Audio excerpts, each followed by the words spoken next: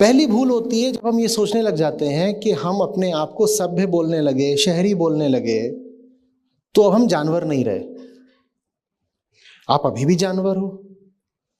जो कॉरपोरेशन का ओनर है वो भी जानवर है, और हर जानवर अपने ही मुनाफे के लिए काम करता है।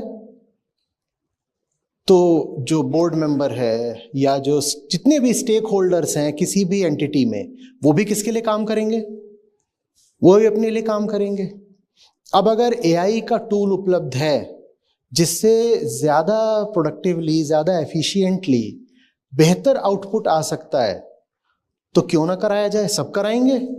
ये तो होके रहेगा, तुम उसको रोक नहीं सकते, क्योंकि उसने वो कंपनी बनाई ही किस लिए है? समाज सेवा के लिए। उसने अपने मुनाफे के लिए बनाई है। उसने इसलिए बनाई है कि खूब सारा पैसा आएगा, उस पैसे से मैं ऐश काटूंगा, उस पैसे से मेरा रुतबा हो जाएगा। वो बोलने वाली बातें होती हैं कि we exist to fulfil our social responsibilities. ठीक है, उन बातों पर एकदम छोटे छोटे बच्चे भी यकीन नहीं करते। वो बातें बस इंटरव्यूज में अच्छी लगती हैं।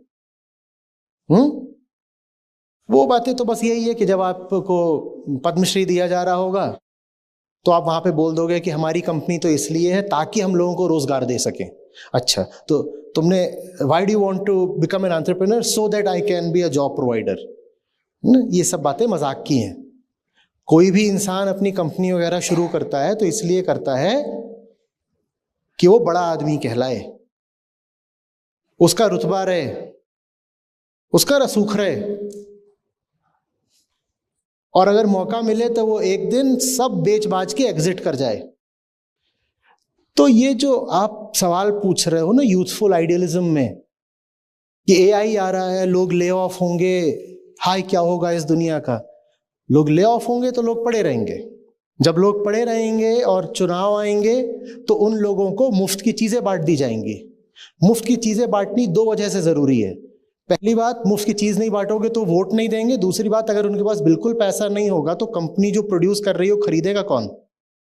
तो लोगों के पास कुछ परचेजिंग पावर बनी रहे, इतना प्रबंध ये समाज कर देगा।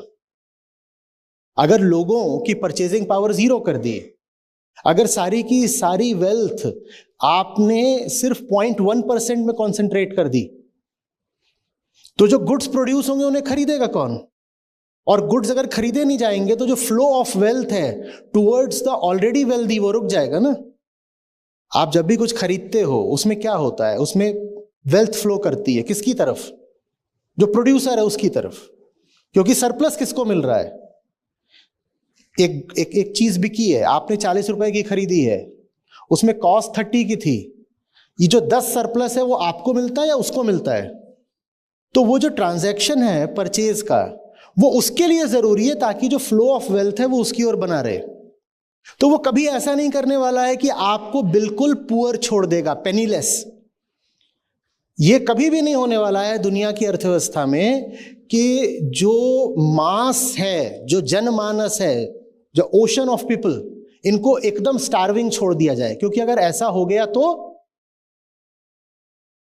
वो भी जो पैदा कर रहे हैं वो कौन खरीदेगा? आपको मिलता रहेगा। आपको कितना मिलता रहेगा? आपको इतना मिलता रहेगा जितने में आप एंटरटेन्ड रहो, जितने में आपकी जिंदगी बस चलती रहे। भले ही आपको वो नौकरी से ना मिले तो वो आपको फ्रीबी के तौर पे मिलेगा। तो ये है दुनिया का आर्थिक भविष्य।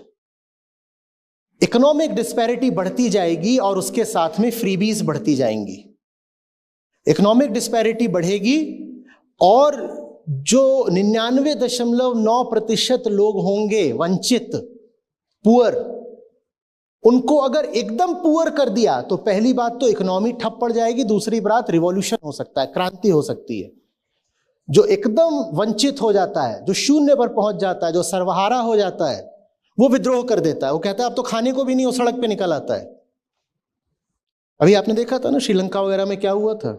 लोगों को गरीब रखो पर लोगों को एक हद से ज्यादा गरीब मत रखो, नहीं तो विद्रोह कर देंगे।